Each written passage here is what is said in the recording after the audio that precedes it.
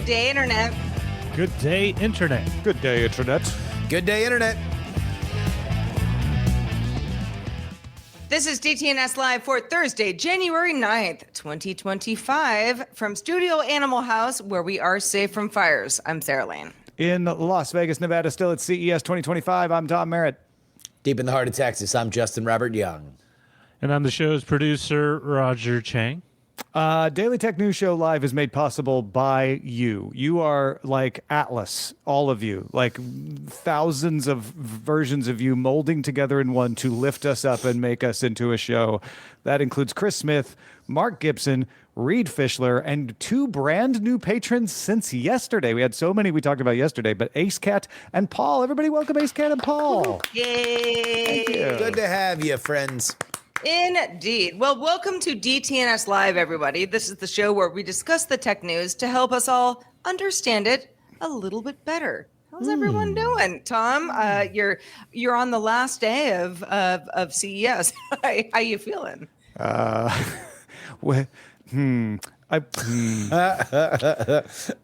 Does the phrase "out of the frying pan" not apply here? Because literally, I'm headed back to Los Angeles this evening. But thankfully, we'll be talking about that a little later in the show.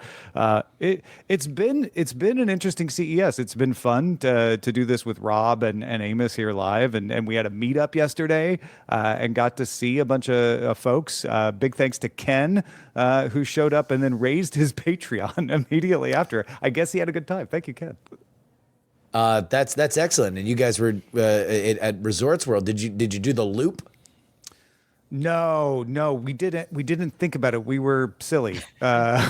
Someone told us, like, you could have taken the loop. We're like, oh yeah, that's right. We should have done that. I don't know, man. That loop. I've taken it before. I just didn't get a chance to. From the videos I've seen, I'm like, it's a little claustrophobic.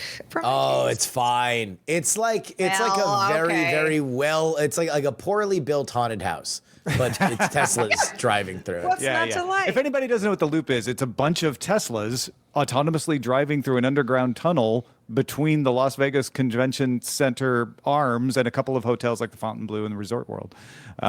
So I did it once and it was fine, Sarah. It's kind of like a long Marin tunnel. Yeah. I did it back and forth when I was for DEF CON. Yeah. I was at Resorts World and I just looped it. It's like Looped it every day. Cul-de-sac tunnel that loops. I used a word that don't mean nothing, like looped. Well, They put the security at the exit of the loop at LVCC. Like you could not come out of the loop without going through security. It was, Oh, wow. It was very interesting. Yeah. Well, we're glad you came out of it okay, Tom. Thank you. You and Rob and Amos have been holding it down at CES all week, and we've got some CES news to get through. But first, let's start with the news in general. Yeah, we got a bunch of great news submitted through our subreddit today at subreddit.com/r/Daily Tech News Show. Start with Mojang. Videoland, maker of the open source VLC video player, showed off a new automatic AI subtitling and translation feature here at CES, generated locally and offline in real time. So AI-powered subtitling has already been capable by using a plugin on OpenAI's speech recognition system Whisper, but this new demo appears to be built directly into the VLC app and generates translated subtitles in real time. They say they'll have support for up to 100 languages. No word on when you'll be able to get it in your version of VLC. Not quite yet. Lion Jim Video also submitted something to our subreddit. It's been a lively subreddit today, so thank you to everybody for that. But thank you to Jim Video. In a statement Wednesday evening, Apple denied using Siri recordings for advertising, saying that it never builds marketing profiles, it doesn't share data with advertisers, and it doesn't sell user information. Now, this follows Apple paying a $95 million settlement over accidental Siri recordings. But the company says, no, we are not admitting to wrongdoing. We just want the problem to go away. Apple also clarified that it retained audio is opt-in only and only used to improve Siri. And Chaz Basden alerted us to this one. Parking tycoon Frank McCourt's Project Liberty says it has made a formal offer to acquire ByteDance's U.S. TikTok assets. ByteDance is not required to take that bid. It probably won't take that bid. In fact, CBS News is reporting that ByteDance has said it will just shut down TikTok if it doesn't win its Supreme Court case or get a stay before January 19th. That case starts Friday, January 10th. The distribution ban on TikTok goes into effect January 19th. Smart lock makers got some, got a little creative at CES this year. Slage's Sense Pro Smart Deadbolt and Utech's Ultra Lock Bolt Mission, both featuring ultra wideband or UWB technology for hands-free unlocking when paired with a smartphone. Now, there are other locks. Lockly Secure Pro is one of them. Promises Apple Home hands-free support, while palm scanners and digital peephole-equipped models also emerged. Seems to be a new emerging place for people who like a smart home.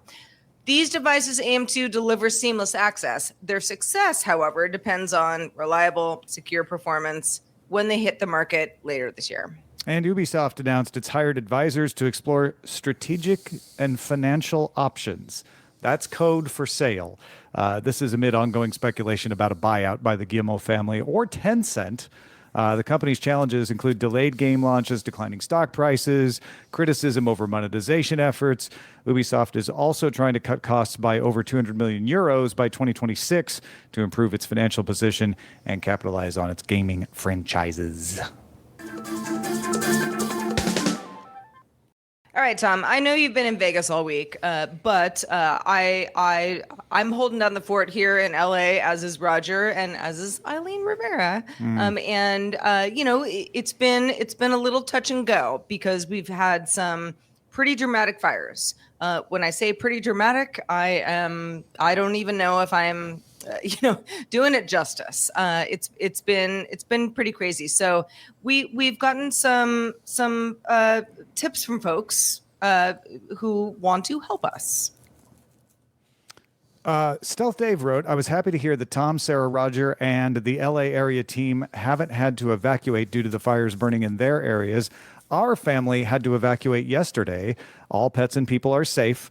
And I wanted to share some of the tech resources that I use to keep track of the fires. And by the way, I immediately reached out to Stealth Dave and was like, hey, if you need a place to go or someone to talk to, let us know. He's good. He's found a good area to be in. Their house is okay. They have smart cameras that they're looking at, and they're like, it seems like we're going to be okay. So if you're immediately worried about Stealth Dave like I was, he reassured us that they're doing all right, but they did have to leave their house. Stealth Dave said, on my phone, I started using Watch Duty, which is available for Android and iOS. You can select the county or counties that you want to get alerts for. You get updates from locally vetted sources as well as maps of evacuation areas. They also have a website if you don't want to use the app. And then in his web browser, he's using the official websites from the state of California and LA County and something called Wildfire Aware that he's actually using through the mapping company. I'm looking for the ArcGIS. That's the name of it, ArcGIS. They have live maps of the fire showing where the hotspots are. He found that site to be the most informative in knowing where the fire is at any given moment. I found out about Watch Duty from Eileen. She was seeing people talking on X about it and asked me about it. So I went digging to be like, okay, is this one of those, people spreading, citizen reports that may or may not be reliable? And right. It's not. Or coming from actual firefighters. This is coming from actual firefighters. It's a 501c3 nonprofit group of active and retired firefighters, dispatchers, and first responders. It's not crowdsourced. So this is all people who've passed a background check to join this nonprofit effort. And they just monitor radio scanners. I'm sure they're looking at some of the website reports and updates too, but they're sitting there, they're monitoring radio scanners. They speak the language. They translate it into language we all can understand, and they post it to Watch Duty in real time. They say from their website, our mission is to publish only the facts that provide true situational awareness in case of emergency without editorialization or prediction. It's funny that you mentioned Watch Duty because I guess it was yesterday. I don't know. Everything feels like it's been 100 days since the last day. But Yeah, right. yeah, in this yesterday morning in LA, my power had gone out. I'm at a neighborhood cafe. I mean, so I'm still safe, but obviously displaced in some sense. And I asked some friends who are in LA as well, like what's everybody watching? Because I feel like half the stuff I'm seeing on CNN or whatever is not even. It's either like sensationalized or not updated to the minute. Yeah. And I want that. It's I want relevant to someone who lives on another continent who's interested in what's happening, not relevant to you on the ground right there. Yeah. Exactly. And I was, somebody said watch duty. Oh yeah, you got to do watch duty. I had never heard of that before. And I mean, I sleep with my my Apple Watch on. If there is an alert that requires me to evacuate my house, I'm going to get that alert. Hopefully, I'll wake up. But yeah, watch duty seems to be a very good option. And there is a web component to it that we have on the screen right now, and it collates all the monitoring cameras so you can look within your vicinity. And see like live pictures. Yeah. And that. Yeah. I mean, it's as live. Some of the refresh rates on the cameras are a little slow. Gotcha. But it's not live streamed, but they do. It is very, very well presented, vetted information. And that is something that is exceptional. I'm very glad that there's a tool out there. And obviously, when you are in a disaster like this, which is unlike other disasters like an earthquake, which is fast but unexpected, a hurricane, which comes and goes, but you have a sense of when things are going to hit, this is ongoing. It is unpredictable. And especially in our world where we are demanding of information, good, nutritious information is better than garbage. And I know everybody is afraid. All the love to everybody that is listening in the Southern California area, including everybody that is on this panel with me. But do yourself a favor and try to keep your mechanism as clean as possible from stuff. And this is a good step forward. It's a cleanly designed map that you can just take a look at to see whether or not facts have changed from the last time you updated yourself. The other ones that I've been using and recommending Eileen to use too is stay off of TikTok. Yes. Eileen is not doing that, but she is like, I'm only looking at people who are actually live, and I can tell they're really live because I'm curious what they're doing. But my alternative would be LAFD. LAFD.org is the Los Angeles Fire Department, and if you live there, sign up for LAFD.org alerts. They will push out an emergency alert to everybody, whether you sign up or not, if there's an immediate evacuation or something. But if you sign up for the alerts, you'll get more alerts. They're not spammy. They're not doing marketing. But you will get more preparatory things if you opt into them. And then Bodie Grimm, who was on the show earlier this week, is a firefighter. So I kind of ran some of this stuff by him. I just wanted to see if he'd heard of Watch Duty or not and whether he thought it was valid. He went and spoke with the LAFD, and they said that CAL FIRE is in command of the fire. So if you're looking at the state of California's website, which is fire.ca.gov, they're the incident commanders. So you're going to get information there that is coming straight from the people in charge of fighting this thing. But of course, he reminded us that the biggest thing is to listen to what officials are recommending and follow those recommendations, of course. There's also, I know that a lot of people want to say like, oh, well, there's going to be so much misinformation and like AI videos that didn't, that never really happened. I've seen some of that online, and I think people should, just like keep your wits about you when it comes to that sort of stuff. But for the most part, I think the LA fire devastation is so vast that mostly people are just trying to help each other. Yeah. So. Yeah, here's the thing. It's an ongoing tragedy. And like any kind of ongoing tragedy or disaster, misinformation is going to be a part of it. You're going to hear a lot of rumors. You're going to hear a lot of innuendo. You're going to hear a lot of things that are like tongue wagging crazy. Restrict your data inflow. to things that you can Exactly. trust. That would be my only recommendation. Great example is yesterday, Eileen was like, there's a fire in Studio City now, which is closer to where we live. Yeah. And I said, where are you hearing it? And she was like, it's the news. It's the local news. I'm like, okay, but that doesn't mean it's a fire. Is it a structure fire? And then we went to the LAFD incident site. Yep. We looked at, we're like, okay, it's a structure fire. Doesn't mean it won't turn into something worse. Thankfully, it did not. But Yeah. that calmed us right down. Versus if we'd been looking on social media, people would have been saying, "Oh my gosh, it's now spread to Studio City," which it Right. hadn't. Yeah. Like North Hollywood is on flames. Yeah, exactly. You know, that kind of thing. The other thing that Bodie recommended is Red Cross. If you're in the area and you need help, Red Cross has hotlines. The LAFD has a good general public information line.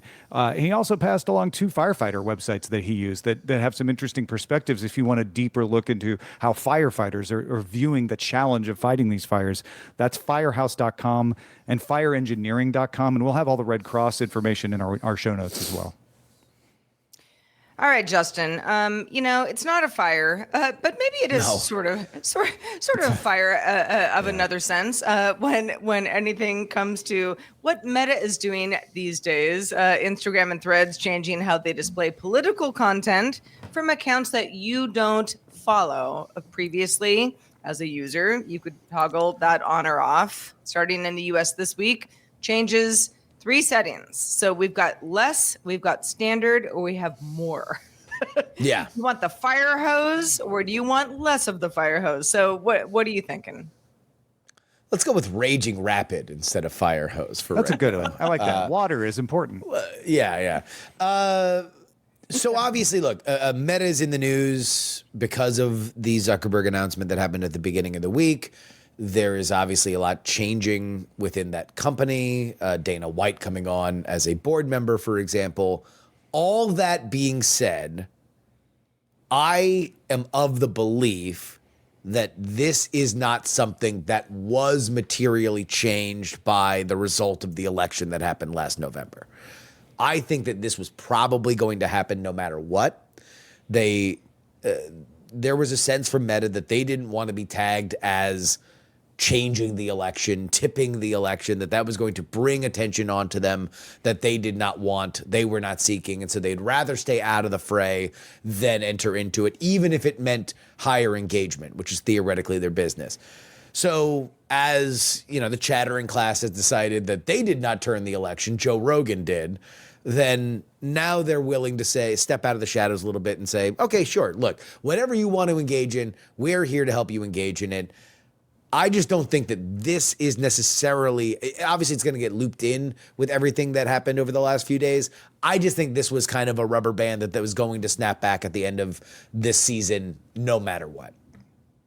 So is this the kind of thing that you think would bring you over to Threads more? Because I know you have been insistent that your audience is still on X because that's a news place.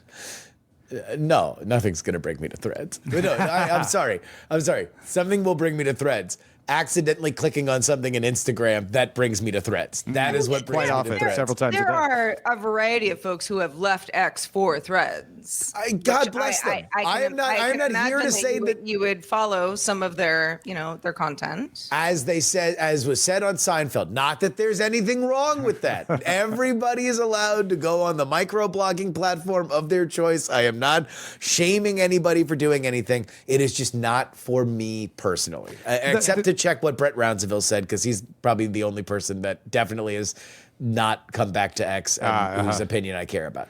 The only reason I ask, or not the only reason, but one of the reasons I ask is that I think Threads is doing this and Instagram is doing this because they realize that they are gaining some ground on X. But if they have a shot of actually, competing with them, they are going to need that journalistic element. And if they're going to get that journalistic element, they have to do this. Yeah, I mean, I'm not saying whether it will work or not, but it's a necessary step. So this is beyond Threads or X or anything like that. My theory of the internet is that all of these kind of communities form for various different reasons, and I don't know if you are ever going to succeed trying to build the exact same thing that X has built, Twitter had built, right? Twitter was built on the idea of live news breaking, live news plus commentary. That is their bread and butter, right? Is Threads ever going to be that? I don't know. I think Threads or Mastodon or Blue Sky or anything else that comes along will probably be better defined by their own reason to exist. Like every message board has their own reason to exist that then attracts and populates power users that provide that content for looky-loos that come in and kind of build the community that we have seen. Now, Threads has, and like all of Meta, right? So Instagram and all that stuff, they will continue to have a decision on whether or not they are going to restrict certain speech and whether or not that creates a better community for the people that are on there. But, you know, I think I would not foresee something coming up that is exactly like Twitter. I guess that would be what I would say. Well, it's funny because, you know, talking about, you know, where do people lie these days when it comes to social networks? You mean tell untruths, or where are they using the platform? Where do they lay their head? Where do they their lay? Digital head? Where do they lay in their bed? But you know, back in the day, it was Twitter, and maybe it was Facebook. You know, they were two different places, but like it was Twitter. And now you have lots of options, and I think that's a good thing. I think, you know, we all can decide, like, where's my community, where, you know, yes. where is where I, you know, where I want to share things and where I want things to be shared with me, with the community that I curate for myself. That is a good thing. That said, it's just different. It's different than the way that, you know, in the LA fires, you know, like 2 nights ago, if this thing would have blown up in the Palisades, where would I go? Twitter. I wouldn't go anywhere else. I wouldn't go to, you know, cable news. I wouldn't look on a website. I would go to Twitter because I know that people would be on the ground doing that. That there are terminally online sickos who would be providing you the raw data that you needed. Exactly. And For better or for worse. Threads wants those sickos on their platform. They do. Yeah. That's what this says to me. It may or may not be a good idea, or it may or may not be something that's even going to work. But they are saying, you know what? We thought we could differentiate ourselves by being the place that didn't have political content. That's why in 2023 we said it's not worth the scrutiny. Justin's right. They also didn't want to get blamed for any way an election went one way or the other. Mosseri on Wednesday is like, it proved impractical to draw a red line around what is not political content, which is true. It was also true in 2023, and it didn't seem to bother them. He also said it's hard to please everybody with your categorization of what isn't and isn't political, and people want it. So it's popular. Now, that one you could make an argue of, like, when they downgraded it, they realized, oh, people are going in and opting in at a higher rate than we expected. They must want this. I think they probably also knew that in 2023 too, though, don't you?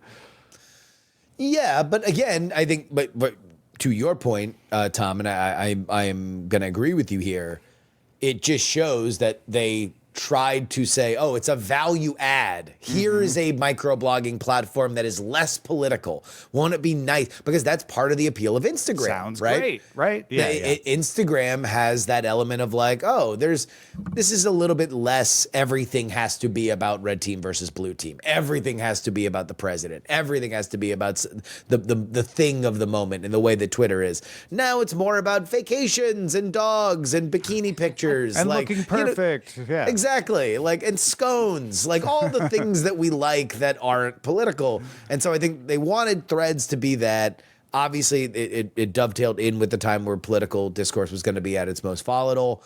And now, I don't know if they're going to fight it. I just kind of feel like Threads in general, and all of my snarky haterism aside, it does feel like Threads is just a part of Instagram that probably would benefit from being closer integrated. Like, maybe Threads is really just extended. It's pretty closely integrated. Yeah, but think about it more in a way that it's like, is Threads really just a feature of Instagram where it's extended captions, right?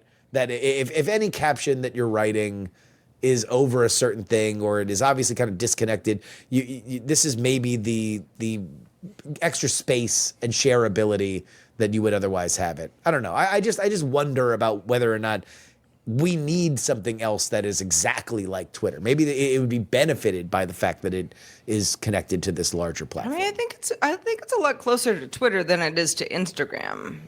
You know, when I go to threads.net and, you know, see what's going on for all the people I'm following, like, it's very Twitter-esque. Well, but also Instagram isn't Instagram anymore. Instagram to me is basically TikTok. True. It doesn't show me any friends or family that I follow. It's all viral clips from other podcasts. That's what they want to do with Threads, which is why they had to make this change so they can make Threads the same way and just show Make you Threads things they old think Instagram. All right, here Instagram now will be TikTok. Make Threads old Instagram, and then make another thing that is like Twitter. How about that? I'm signing up for Lemonade.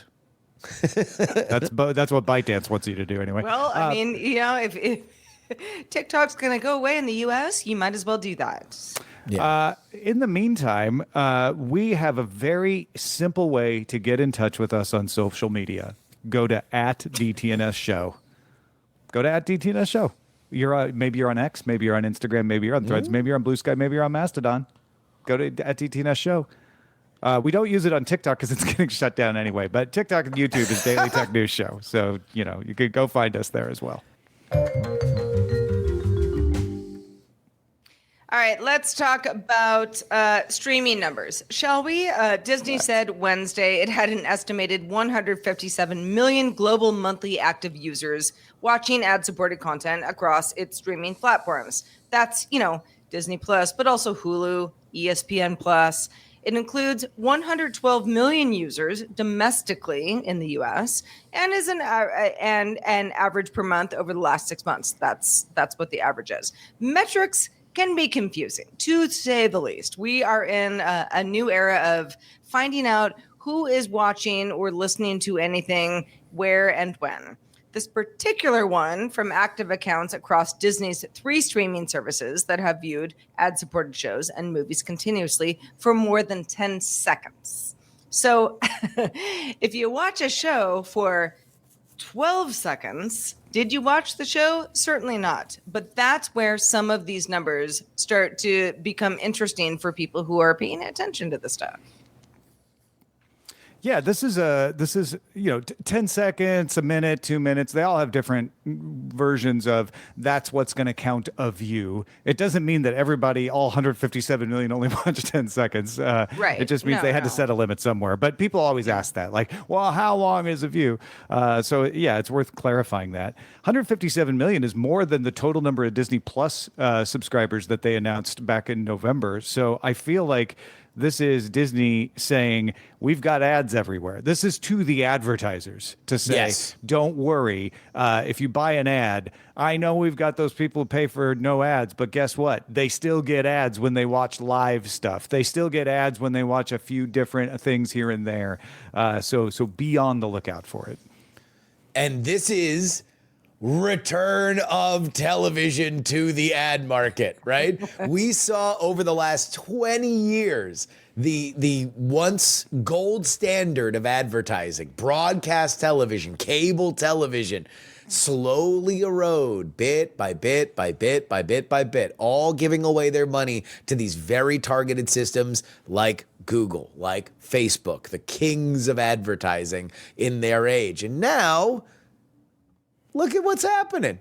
Free ad-supported television puts these kind of players. Now, the players have changed, although a lot of the parent companies are the same. Disney used to own ABC, and now they're selling it on Disney Plus and Hulu and stuff like that.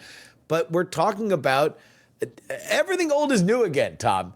You know, it's all, now we're talking about television with ads. We're talking about these live bundles that are essentially the same prices as cable, and everybody wants to be the new bundle player. They want to sell you different add-ons to everything. It's so funny. We went all the way out into the wilderness only to come right back home. Very Campbellian. Very Campbellian? Oh, yeah. No, you're right. Yeah, it's a hero's journey. Yeah. Yeah. I think it is different, and I think people love to lean into like, oh, nothing changed. It is very Campbellian, and we did come back in a large way to things that people hoped would go away. I often hear people say that we were promised Netflix would never have ads. Netflix never promised you that. You just liked that they didn't have it and made that a You were feature. promised discs in the mail. Yeah, and free exactly. postage. Oh, I mean, That's what you were promised. When YouTube first launched, it was $50 per month. Now it's almost Oh, 100. YouTube TV. Yeah. YouTube TV, but right. all the price on that package was always going up. Anyway, Tom, But the price of cable TV is also still really big too. Yeah. You know, so YouTube TV, as much as it's raised its price, Sarah, is still cheaper than a non-discount cable That's introductory true, subscription. But it used to be like significantly cheaper to the point where you're like, Yeah. this is disruption. but That's because they were trying to get users. They were trying to get as many people to sign up as possible. were They were getting to always know going to you raise prices. Yeah, exactly. Yeah, I don't know. I find all of this sort of fascinating just because I am somebody like many other folks who I want to subscribe to the stuff that really, really matters, where I can't get it anywhere else. YouTube TV, which I mentioned earlier, is a great way for me to get like cable. It's cable. That's what it is. That's exactly what it is. If you want to do something like NFL Sunday Ticket, you got to pay extra for that. So, you know, I don't think I think that like, let's say 5 years ago, we were in a situation where it was like, wow, you can, you know, do a la carte programming. You know, you just pay for the stuff that you want. You don't have to do all that funny mumbo jumbo cable stuff. We're kind of back there. Also, 5 years ago, people were complaining you couldn't get everything from the a la carte options because they weren't Of actually course. a la carte Yeah. options. They were additional options. So YouTube TV is cable, except you can cancel it without having to stay on the line for 30 Yes. minutes with somebody. That's YouTube correct. TV is cable, but also when I signed up, my sister-in-law in Union City, California, immediately got access in her region without them arguing, wow, she's not really in your house. So, you know, there's a lot of differences and a lot of Family flexibility plan here stuff. too. That Yeah. that actually that is Look. that is a good point. When we went on this hero's journey of content, we did come back with new skills. Skills like easy cancellation. Many of us skills. refused the call. We did. Many refused the call, but eventually we went on a journey. We Yep. met with the goddess. We everything fell apart, and then You we know, the more eventually you- found our true goal back home where we had left initially. But what I really do find fascinating is that the new most valuable customer is the free ad-supported customer. There was a moment where what they wanted was the top end of the market. They wanted everybody to buy a ad-free subscription for $13 a month. And now, be it the economy, be it just where the larger industry is, we are no longer interesting to them. Well, or at least they figure they're going to get us one way or another. They just have to come out with a new murder documentary, and eventually we're going to sign up. What they want is sit down for free, watch this content. You now have the ability to binge Only Murderers in the Building or The Bear. You're going to have to watch a bunch of Icy Hot ads, though. As someone who is on a show right now that is offered both by subscription without ads and with ads in it for free, I can tell you that the appeal is the subscription people are steady. They don't go away. They stay subscribed. You can count on that revenue. It is harder to move the needle once you've reached a stasis level of subscribers. It's harder to continue to grow your subscribers. So they're very good for somebody like me who's like, you know, I just want to keep things steady. I don't want to be in risk of losing anything. Advertising is the opposite. Advertising goes away at the drop of a hat, and you're like, oh crap, we have no money coming in for the next 6 months because there is no advertising. And then suddenly you're like, oh my gosh, we got so much money because we got all this advertising. So for the more risk prone, it's the better bet but it is riskier. And I think these companies are not saying they don't like one customer over the other. They're saying we're finding a lot of customers don't mind ads. That's what the fast services are teaching us. So let's figure out how to get the best of both worlds here. And I will add that doing the ads does allow them to drop and dangle the $2 a month plans during Black Friday and get people to sign up. Yes, you can lower the price of the subscription by putting ads in it, which makes it more attractive. Yeah. All right. Well, Tom, I know you're holding on the fort at CES. I think you're the last man standing at this point. But Roger, you've been following the best ofs. This happens every year at CES. It's, what does CNET? What is ZDNet? What is PC Mag? What is Mashable? What is Hacker? Kind of come away with the show saying this is the best of the show from what we've seen. So what are your thoughts?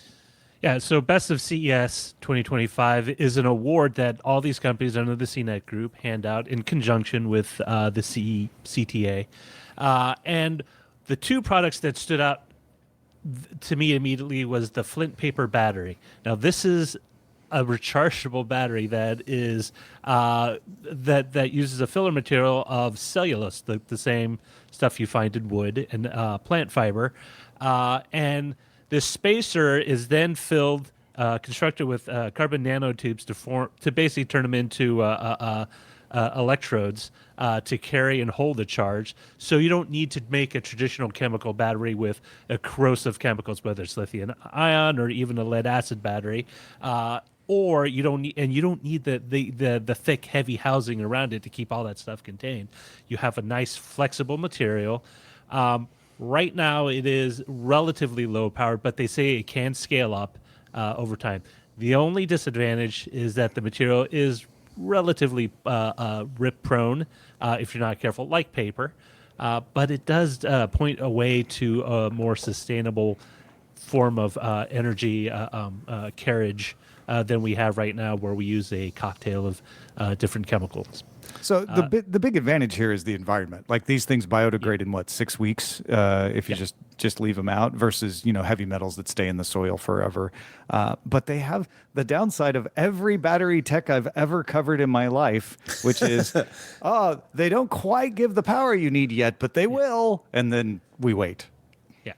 And I mean, honestly, we did this with lithium ion. We went through nickel cadmium. We went through a bunch of nickel metal hydride, through a bunch of battery technologies, granted over 20 plus years, until we landed on a formula for lithium ion that, for the most part, doesn't catch on fire. Yeah. I mean, I love the idea here. I need to see it able to power my devices, and then I'm file 100% that under. Wait and see. Wait and see. I will say it's one of those technologies that does have promise. It's not a practical one where I'm charging my cell phone or even my laptop. But hey, if there are some derivative technologies that come out of this that make it, even if you can just make a disposable product that's electronic a little less hazardous, I'm all for it. I'm giving it my Justin R. Young Neat Award. What is neat? It's just neat. It's neat. Oh, neat. Neat. Not me. Oh, you thought it was not a Morgan Mindy. You could meet it and find it neat. Yes, all good. All right, Roger, what's next? Is the HMD, second product was the HMD Off-Grid, and this is this is a product that is a device that you use in conjunction with your cell phone, and it acts as a relay for both messaging and satellite messaging and GPS connection. You can set the GPS coordinates to broadcast at set intervals up to 5 recipients. So say if you need to send it, you work for a company or you're out camping and you want to make sure your loved ones and maybe the local forestry or ranger station has your coordinates, within every hour or so, they'll have it. $200. It's $200 for the device, and then their subscription on top. $15 a month, $140 a year for unlimited messages, check-in, and SOS services. Optional unlimited live tracking for $5 a month, with a one-time activation fee. And then there's and that's the unlimited plan. The Freedom plan, which is a little cheaper for a year time, is $80 for one-time payment with up to 350 texts and check-in messages. Optional unlimited live tracking for $5 a month, and then a one-time, which is the same as the unlimited plan. The live tracking is $5 a month, and the. I mean, listen, going with what's happening in LA right now, I can imagine that a lot of people who'd be like, satellite, do I care about satellite connectivity? Starlink, not for me. This, I think they're gonna sell a lot of these things. It's a hotspot for satellite messaging. It's great. It's a decent price for this. Granted, like you say, Sarah, not everybody needs this all the time. Certainly, recent events have woken people up to maybe there might be a situation where having an option. Yeah. But this is, in fact, for people who do go off grid a lot, who do go out hiking, or people who live in Alaska, like Amos, our producer. He's pointing at himself right now. He's like, "Yeah, I want this." Where you have more areas where service can go away, and you want that backup option. It's the size of a key fob. Like it's not big. Yeah. It's very lightweight. Nice. Yeah. And even 5 or 6 years ago, something like this was at least easily 3 times the price for a similar service on top of the subscription. And those would be built in. This is a device. Yeah. This you can share this among what'd you say? Five different devices. Up to 5 recipients, you can broadcast out those GPS coordinates. Yeah. So it just reminds me of the early days of Wi-Fi hotspots. Where you'd buy that puck from Verizon or Sprint or somebody, and then you could share it out among devices. It's great. yeah. So those are my 2. And I was hoping to get maybe a beat on everyone else if they had their faves from the show. Yeah, we mentioned the Honda Zero series in the quick hits. I was kind of taken by that series simply because it's good looking and it's going on sale. I know the Honda Afeela that they're making for Sony is also going on sale, and we don't have prices on the Zero series. And the Honda Afeela is $89,000. So maybe this is me going, well, I'm not paying $89,000 for the Sony Honda Afeela, but maybe I could afford the Zero series when they give us an idea. But it's interesting because they're running their own currently, Tom, right? Sure, yeah, I do. A very old Honda. And it doesn't, it's not a CarPlay enabled car. No, right? So it's a 2014. Well, It's which newer is, than my car. 2014. Yeah. Okay. I guess we didn't have That's 11 CarPlay at years that ago. point. Yep. But yeah, I love the idea of what I've seen for Asimo OS, for Honda lovers going forward. Yeah, and where I was going with the Asimo OS, because they're running their own chipset, because they're running their own modified operating system, they're going to offer level 3. Level 3 means you get to ignore the wheel. You should pay attention. You can sort of look away, but be ready. Touch it you don't have to keep your hand on the wheel. Yeah. No, you can legitimately and legally. This thing is certified that during optimum conditions, you can take a video call. You can watch a movie while your car is driving. Now, they're saying at launch that will only be for stop and go traffic. So it's only when you're on the highway and it's congested, it's just going to drive you, bumper to bumper traffic. But they said they will continue to get certifications and open that up for more situations as it goes. But even that, I think, is great. I thought that deserved best transportation from CNET's Best of CES. The other one is the Asus ZenBook A14, just because it's pretty. Only weighs 2.2 pounds. If you like the MacBook Air, but you want more ports and you don't care about using Windows or Mac, you get USB-C, USB-A, HDMI, Ethernet port. There's a phone jack in there. And it's a Qualcomm Snapdragon X Elite processor, 45 TOPS NPU. So it's going to be a Copilot Plus PC. It's going to have great battery life. OLED display looks great. And it's $1,099 and it's going on sale. Woo! It's only $1,000. I think that's pretty impressive. Yeah, compared to a Mac, right? Yeah, no, that's a killer price point.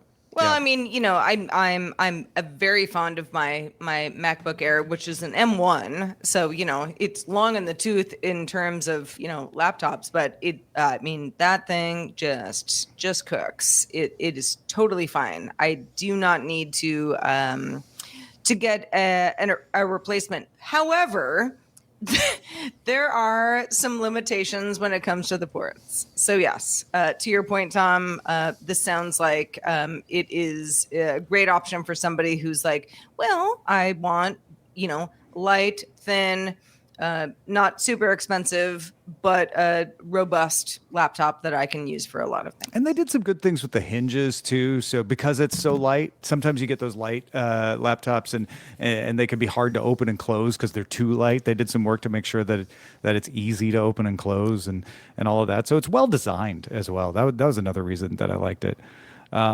I feel like we talked about some of these other ones, like Best Gaming Lenovo Legion Go S. That's the one that runs Steam OS.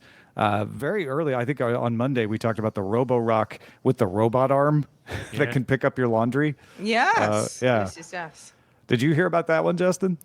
I just looked at it when we were doing the doc here, but as somebody who his wife wrote in my inability to not pick up my dirty socks off the floor, this is very intriguing. Yeah. I don't think we have a price on it, do we? No, it's I think it's one of those. But it has 22,000 pascals of suction, which what does that mean? It's a lot of pascals, dog. Pascals of suck? What? Yeah. Yeah, it's air pressure. How does that compare to an actual vacuum? It's considered to be the most powerful consumer. Does it pass the Pascal Turing test of? You don't have to know Pascal for this vacuum to work. I was about to say something at the top end, right? I was about to say something about milk, but that's pasteurized. Right. But so if you bought a vacuum cleaner and it had 22,000 pascals of suction, that would be a very good vacuum cleaner. Okay, that's good. Yeah, that's good. So sometimes these robot vacuum cleaners get dinged for not having very good suction. I don't know. It's slow. I saw it in action. It like lumbers to pick up your laundry. But I guess the idea is that, and it doesn't have to just be laundry. It could be anything. It could be a kid's toy or whatever. But the idea is that you're not in the room while this thing's operating, and it's able to clean around things without having to leave a dusty spot. That was my first thought as well when I saw the video. I was like, I mean, wouldn't you just like get things out of the way before you left the house and said, "You go"? Fool! Of course not. But at the same time, it's like this is all supposed to be sort of automated, right? Like you might not, I mean, you leave, you do your thing, you live your life. You don't have to think about did I pick this is I have to tell you, this is the double-edged sword of having a child with a robot vacuum cleaner. There's never more of a time in your life when you need a robot vacuum cleaner and you cannot use it because the amount of random crap that just ends up on your floor that would get caught up in it. Or so the idea that it could move things just to a pile somewhere in the corner, it'd be amazing. It'd be great. Give me all the pascals. I feel like, it'll also like take the pressure off the parent. Pressure. Or, just sort of like, crap. I left the toy right in the line of fire. That's going to happen. So I know they had to have a category for best AI because that's everything at CES. It was interesting they gave it to NVIDIA Cosmos because there were so many other interesting uses. I was surprised how many uses of AI didn't fall into the bucket of, they just call a large language model sometimes, and guess what? It's ChatGPT. There were some really interesting uses. One was the BioLeg that I mentioned before, which is using machine learning to anticipate your movements in a prosthetic leg so that it is easy to walk around. And the founder and CEO of the company was wearing it. So that kind of use, and I saw a few other examples of that, seemed like a very compelling use. I guess they went with the Cosmos is the big, it's NVIDIA. It's going to have more impact on more situations because it can be fine-tuned for specific applications, and it's going to encourage more agentic uses of AI, which is where this is going right now. I'm curious, Justin, what you think of NVIDIA Cosmos getting that. I mean, they are the leaders in the space for a reason, and there's a reason why they trade back and forth with Apple on, the market cap heavyweight title. So the Ultralock Bolt mission getting best privacy or security. I mean, it could have gone to either one of those ultra wideband locks that you talked about earlier in the show, Sarah. But again, not just, you're near your lock so it unlocks. It's using some machine learning and computer vision to guess that you're trying to open the door. Yeah. And I think that's really interesting. I'm curious how well it works in practice. How often is it going to not open when it should or open when it shouldn't? But that's deserving of something.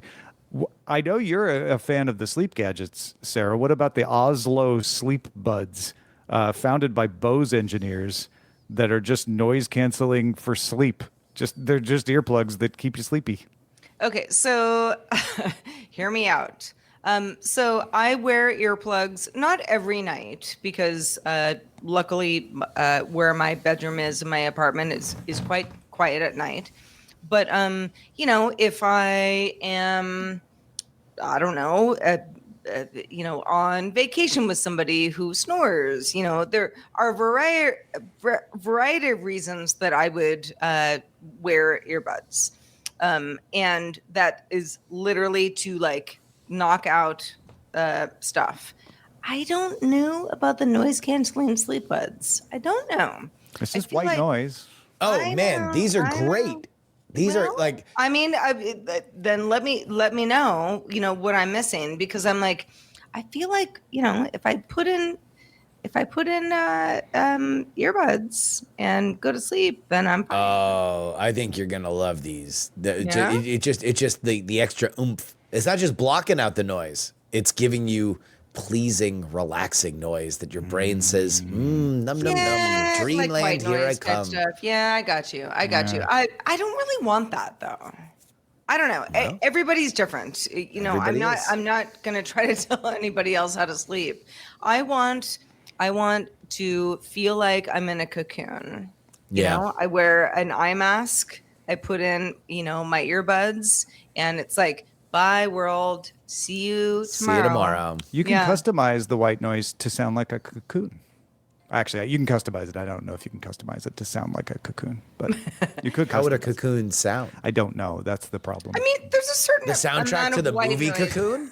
You could. You could just play it. So speaking of just sort of like noise and getting rid of noise during work, during the day, sometimes I do put on like white noise just because I'm like, I don't want to hear the world. I need to focus. I need to do this thing for 2 hours. It's like, in my ears. I actually like that, but I can't sleep like that.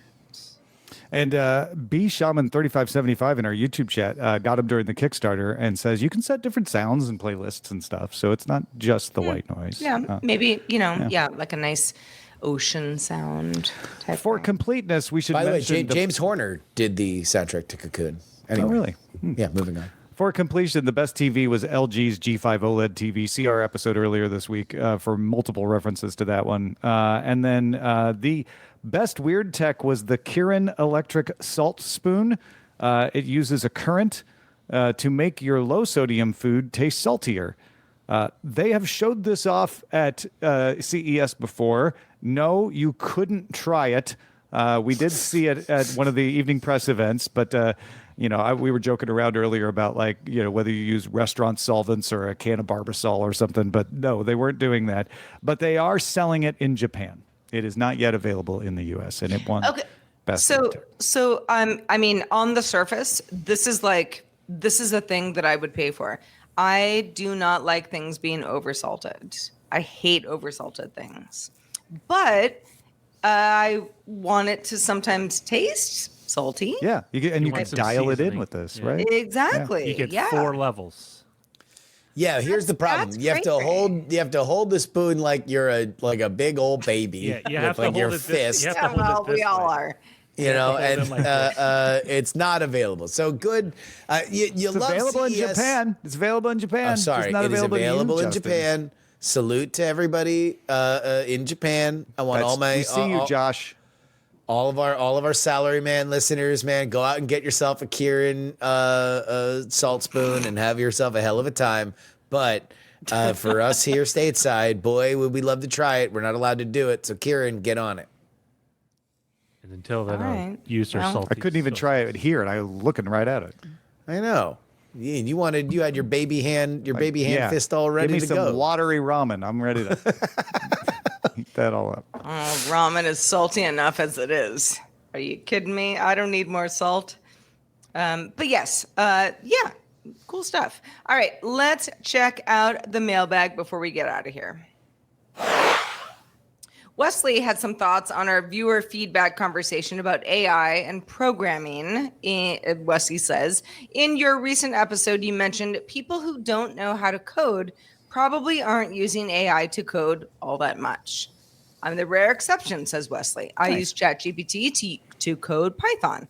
I've developed a basic understanding of Python because of this. For example, I'll tell it to create a GUI to do XYZ.